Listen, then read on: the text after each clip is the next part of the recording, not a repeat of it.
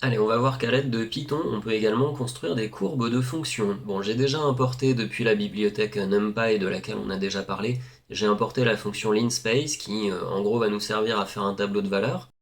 Et puis d'une autre bibliothèque qui sert exclusivement à faire les courbes en fait, qui s'appelle matplotlib et en particulier pyplot, j'ai décidé de tout importer. Import étoile, ça veut dire qu'on importe tout ce qui se trouve en fait dans la bibliothèque.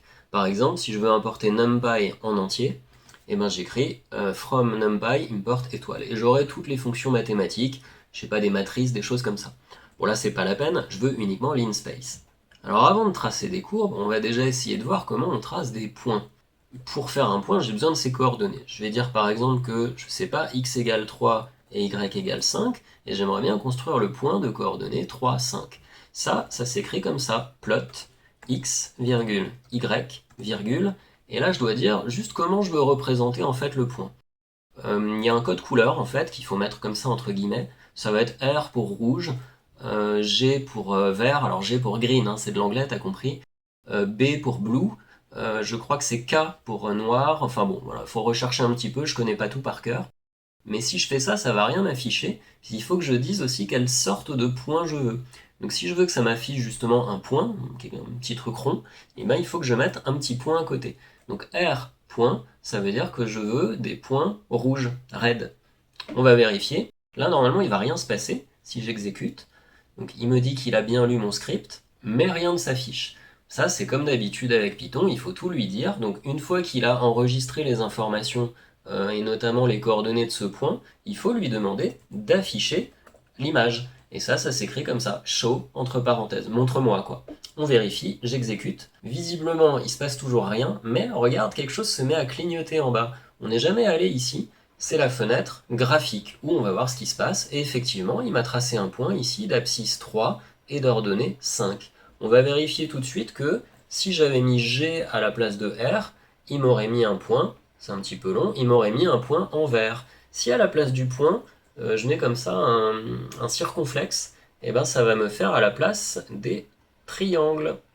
Bon, faut fouiller un petit peu, on peut faire toutes sortes de choses, mais sache qu'en tout cas, ce troisième paramètre-là, il faut le mettre entre guillemets pour donner la forme et la couleur du point que tu veux.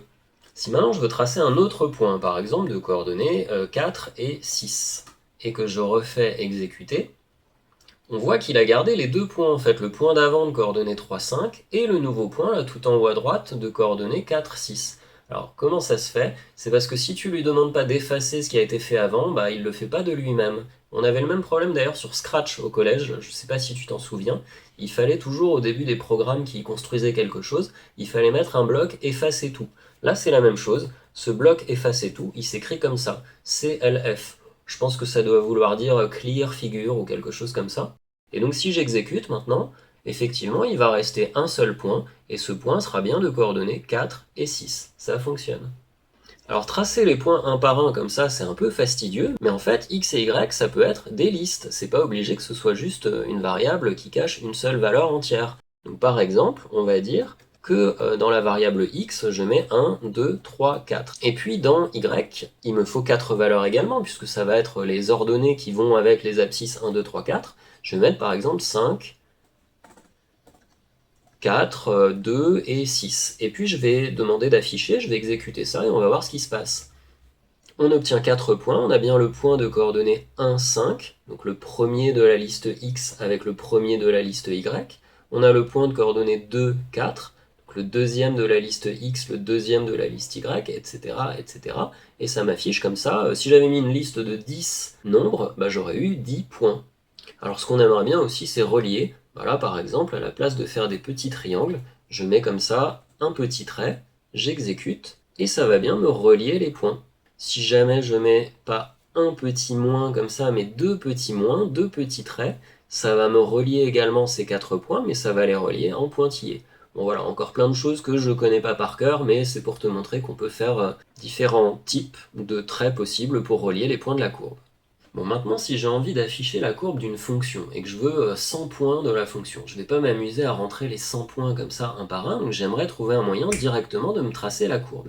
C'est là que va intervenir la fonction linspace. Donc par exemple, on va dire que je vais essayer, je sais pas, de tracer la courbe de la fonction cube, la fonction qui a x à ceci x au cube.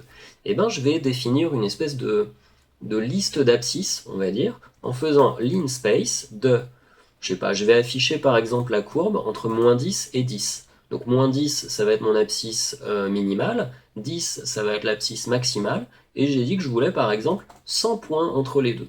Donc là, Python va répartir 100 points, pour tracer ma fonction, entre moins 10 et 10.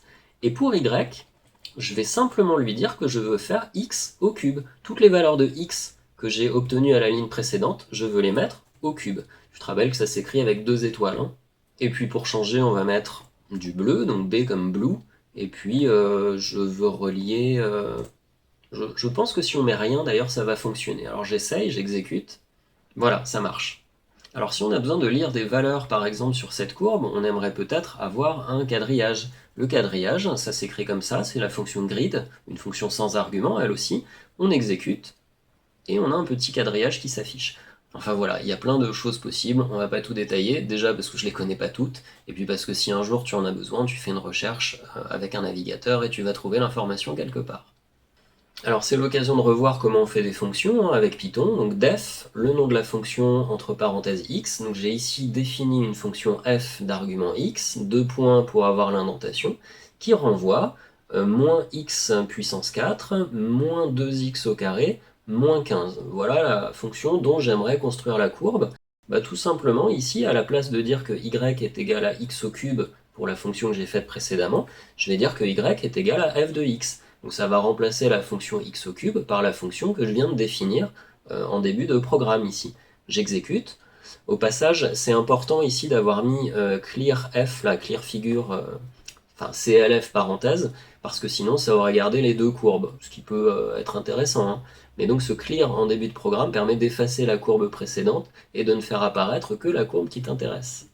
Et donc ici, on voit tout l'intérêt qu'il y ait des return dans la fonction et pas des print, parce que ici, je n'ai pas du tout envie qu'on m'écrive le résultat de ce que j'ai calculé. Je veux juste que ça me renvoie le résultat pour que ça puisse l'utiliser ensuite afin de tracer la courbe. Et pour finir, on va juste faire varier un petit peu là, ces arguments. Par exemple, à la place de faire entre moins 10 et 10, je vais demander, je sais pas, entre 0 et 50. Et puis à la place de prendre 100 points, je vais demander uniquement 5 points pour voir ce qui se passe et j'exécute.